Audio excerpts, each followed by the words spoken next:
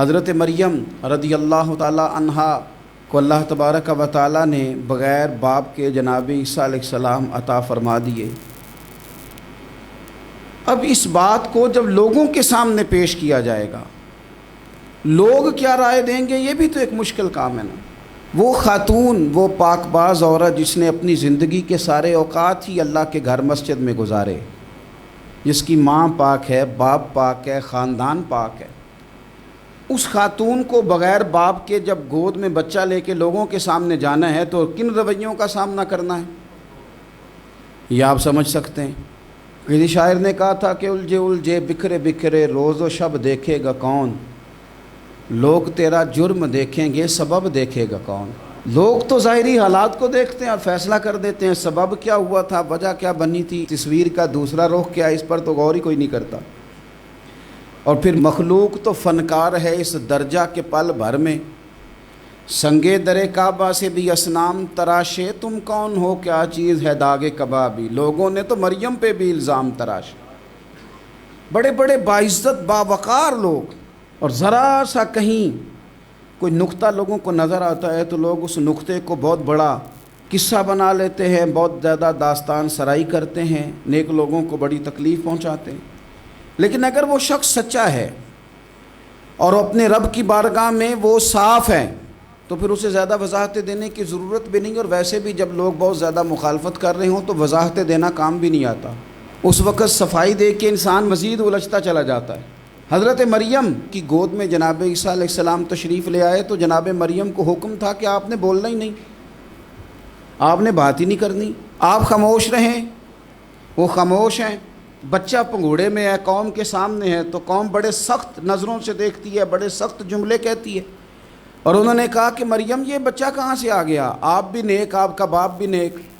تو جناب مریم نے کیا کہا، قرآن مجید سورہ مریم کی آیت نمبر 29 دیکھیے، فَأَشَارَتْ إِلَيْهِ، تو جناب مریم نے نا پنگوڑے کی طرف اشارہ کیا، جناب عیسیٰ کی طرف اشارہ کیا، توجہ ادھر کی، فَأَشَارَتْ إِلَيْهِ، بچے کی طرف اشارہ کیا، گویا اس سے پوچھ لے تو قوم کیا کہتی ہے۔ انہوں نے کہا قَالُوا كَيْفَ نُكَلِّمُ مَنْ كَانَ فِي الْمَهْدِ صَبِيًّا، یہ کیسے بات کرے گا، یہ تو پنگوڑے میں بچہ ہے۔ پنگوڑے میں بچے بھی کبھی بولے ہیں، وہ بولتے ہیں بھائی، پر جب رب چاہے، اور جب اللہ اپنے بندوں کو صاف کرنا چاہے، اور جب رب اپنے بندوں کی عزتوں کا محافظ بنے تو بچے پنگوڑوں میں بھی بولتے ہیں۔ جناب یوسف کے لیے بھی بولا تھا،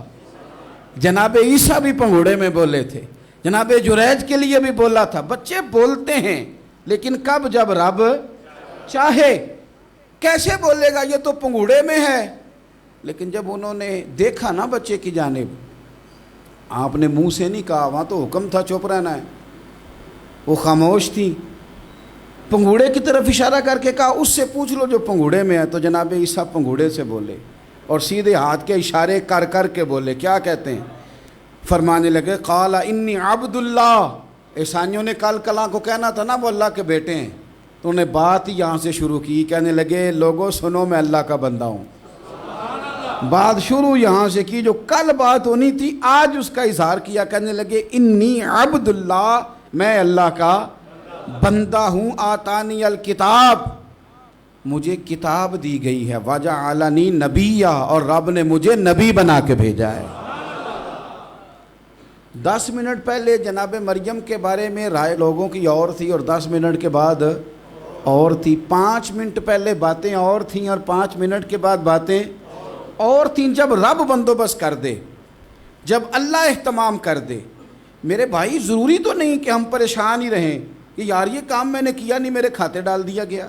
یار اس جرم کا میں مجرم ہی نہیں اور میرے منہ پہ سیاہی ملنے کی کوشش کی جا رہی، یہ میرا کھاتا ہی نہیں اور لوگ مجھے تکلیف دے رہے ہیں۔ ضروری نہیں کہ آپ ہی وضاحت کریں، میرا رب بھی بندوبست فرما دیا کرتا ہے۔